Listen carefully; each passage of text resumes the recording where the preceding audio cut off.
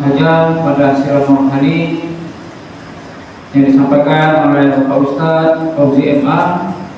Apa yang dia sampaikan nanti menambah keimanan dan ketakwaan kita kepada Allah SWT. Kepada Pak Ustadz kami persilakan dengan segala hormat.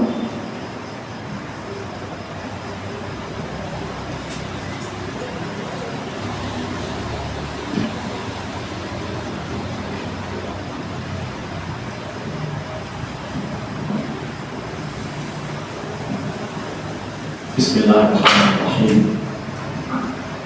Assalamualaikum warahmatullahi wabarakatuh. Waalaikumsalam warahmatullahi wabarakatuh. Apa kabar Bapak Ibu? Sehat? Alhamdulillah sehat. Puasanya masih bagus? Alhamdulillah. Masih bertahan di bulan hari ini? Insyaallah. Insyaallah. Alhamdulillahirrahmanirrahim. Kita bersyukur kepada Allah atas segala nikmat yang sudah Allah berikan kepada kita. Apa nikmat penting Allah berikan kepada kita? Yang paling penting itu apa? Bukan kehidupan. Kalau hidup saja tapi tidak beriman, apa gunanya? Jadi nikmat terbesar yang Allah berikan kepada kita itu iman. Allah pilih menjadi muslim, kita beriman. Bahwa ketika kita manusia hidup, itu baru yang berikutnya. Tapi yang terpenting itu adalah iman. Karena apalah arti hidup kalau kita tidak beriman. Salawat dan salam kita sampaikan untuk junjungan Nabi Muhammad sallallahu alaihi wasallam. Allahumma shalli wa sallim wa barik ala Muhammad wa ala alihi wa sahbihi ajma'in. Bapak Ibu yang saya muliakan, puasa itu bahasa kita. Bahasa Arabnya al-imsak, menahan diri. Menahan diri itulah arti puasa. Jadi yang Allah maksudkan kita itu puasa adalah menahan diri. Kalau pikirnya menahan diri dari makan dan minum, jima. Tapi hakikatnya sebenarnya adalah menahan diri secara umum. Ya. Menahan diri untuk tidak marah, menahan diri untuk pelit, menahan diri untuk enggan berbagi. Maka Allah tawarkan semua untuk baik lagi. Yang jelek-jelek Allah suruh tahan. Seperti sabda Nabi sallallahu alaihi wasallam. Kata Nabi, "Man lam yada' qaula zur wal amala bi, fa laysa lillahi hajatan an yada'a ta'amahu wa syarabahu." Siapa yang tak bisa menahan diri dari kata-kata kotor dan selalu melakukannya, maka Allah tak butuh dia tahan makan tahan minum. Nah, kita salah selama ini. Kita diajarkan puasa itu tahan makan tahan minum. Sebenarnya itu bukan yang utama. Yang paling penting kita melatih menahan diri. Ada orang mengganggu kita, caci maki kita, kalau mereka melakukan kita, apakah kita harus marah? Pada prinsipnya kita boleh marah, tapi Allah suruh tahan. Ada orang tidak suka dengan kita, sudah cuek saja. Itu butuh tahan. Tahan omongan, tahan pandangan, tahan hati, tahan semuanya. Itulah puasa. Maka target puasa itu adalah karakter, sikap yang tangguh, sikap baik yang tangguh yang ada dalam jiwa seseorang. Maka kata Quran, "La lakum takut." Takut itu memang bahasa umumnya karakter, bahasa agamanya akhlak, ya, bahasa agamanya akhlak. Ini bahasa umumnya karakter, yang bisa etika, bisa akhlak. Akhlak etika beda tidak? Beda. Kalau tersebut kamu tak etis, kamu tak punya etika, itu artinya terkait dengan hukum secara hukum masyarakat, bukan hukum agama. Tapi kalau kamu tak punya akhlak, itu agama. Kamu tak punya akhlak, itu agama. Nah, jadi yang dimaksudkan agama puasa itu menahan diri secara umum. Ya. Targetnya karakter. Bapak Ibu, itulah yang susah dari bangsa kita. Betul-betul karakter itu jauh dari kehidupan bangsa kita. Bapak Ibu baru dengan Pertamina korupsi hampir 1 triliun. Itu persoalan apa yang kurang Pak? Direktur Pertamina gajinya miliaran bermiliar. Direksi yang lain itu Tapi kenapa masih minyak itu dioplos? Apa yang tak punya? Karakter. Tak terlatih sejak kecil untuk memahami diri. Itu susahnya kita, Pak.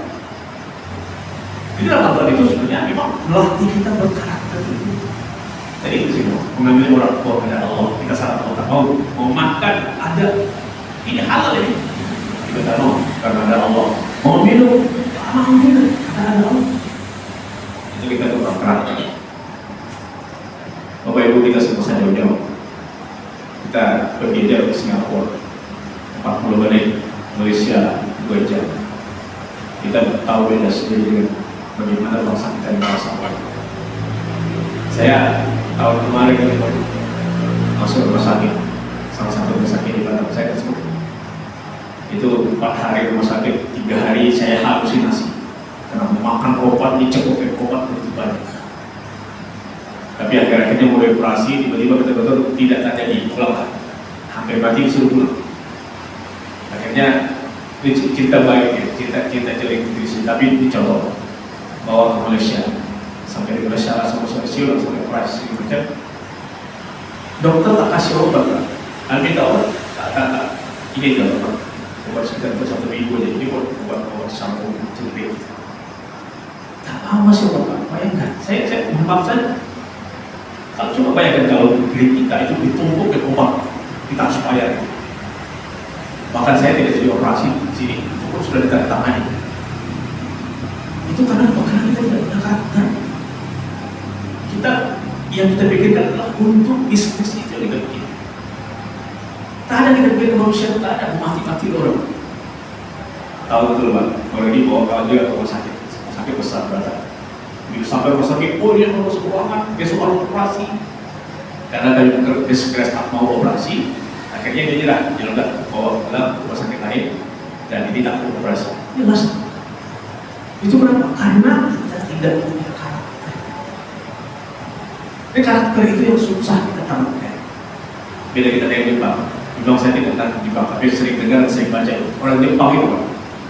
Kalau jumpa gelap masih jalan, itu mereka ambil kan? Ambil, ditaruh ke atas, diselamatkan. Tak berani mengambil, karena itu punya orang. Kalau kita, oh bisa Pak. Balik ke lebaran Pak ya. Pak, ada tes, ada satu lembaga dermawan di internasional. Itu mereka coba mengetes warga negara mana yang paling jujur di dunia. Caranya, beli dompet 12 biji, masuk ambil $30, masukkan alamat lengkap serta telepon. Dompet itu dijatuhkan di jalan-jalan. Ketika dompet itu jatuh di negara India, kembali 4 biji, 8 yang hilang. Tapi di Finlandia, misalnya negara ateis, negara ateis hampir 70% ateis. Negara ini negara terjujur di dunia. Dari 12 dompet, 11 kembali, utuh isinya.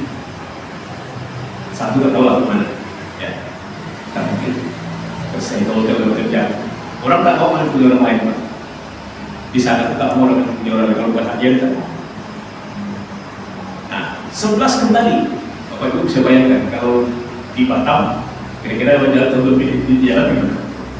Ada kembali begini, dompet kembali, yang lain hilang. Itu orang punya karakter. Ini mau menegaskan diri bahwa ini bukan milik saya, ini milik orang, saya harus kembali.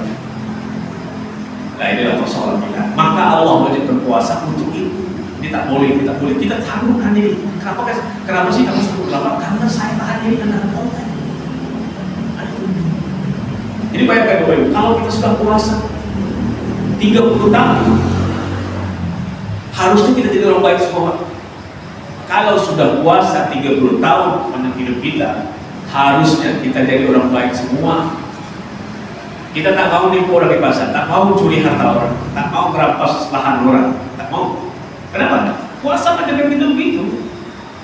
Tapi kenapa justru banyak orang puasa tapi banyak kejahatan? Karena puasanya tidak berpengaruh apa-apa pada dirinya. Yang barangkali sinyal apa yang sampaikan Nabi tadi benar. Bukan barangkali benar, ya, memang kita lakukan. Man lam yada' qawla zur wal amala bi fala yasrillahi hajatan an yada'a ta'amahu wa syaraba. Kalau tak bisa tahan perkataan kotor, maka selalu melakukannya. Allah tidak butuh kamu tahan makan, tahan minum. Kita makan dan minum tidak butuh, Allah tak butuh. Yang Allah butuhkan yang paling penting kamu menahan lidah, kamu tahan pandangan, kamu tahan rasa. Memang kamu ingin punya semuanya, kita punya semuanya, ingin punya mobil, punya gelang, punya tanah, punya rumah, punya hotel, ingin semua. Tapi Allah sudah tetapkan, kita harus tahan diri. Yang belum dapat, saya sudah usaha. Apa harus korupsi? Nah itu yang kita tak mampu, itu yang kita tidak mampu, dan itu yang membuat kita serakah, yang membuat kita tidak sabar. Pak, orang yang menurut saya orang yang tak berkarakter paling kecil itu 3 orang serobot lampu merah, atau ada jalan dekat Timur Center itu ada jalan pintas itu U-turn kecil itu orang harusnya tak boleh masuk dari sebelah sana itu, tapi masuknya tak dulu, bukan tak mau sedikit pun kita mau. Padahal itu sangat menyalahi. Kadang-kadang lihat orang cuy itu sangat tidak punya karakter. Dan anehnya lagi, ada bapak bawa istri, bawa anak sudah tidak pakai lengkap helm segala macam, jerukut lagi. Diajarkan dulu mau merah lewat. Jadi anak sudah terlambat.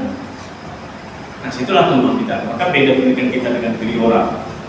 Negeri orang, saya dengan kawan-kawan yang belajar Inggris cerita, kalau anak Inggris kelas 3 SD itu belum tentu bisa baca. Karena yang diajarkan bukan ilmu, yang diajarkan disiplin. Kamu bisa nggak antri? 1, 2, 3 antri panjang-panjang. Kalau tak bisa, kamu tak ada kelas. Itu yang diajarkan. Kalau kita enggak. Kalau bisa, matematika kelas 2 SMP sudah diajarkan kelas 1 SD. Biar cepat pintar. Tapi akhirnya tidak punya akhlak, tidak punya etika. Itu persoalan kita yang paling berat. Belum selesai Pertamina, muncul lagi Pak. Itu muncul lagi. Luar biasa.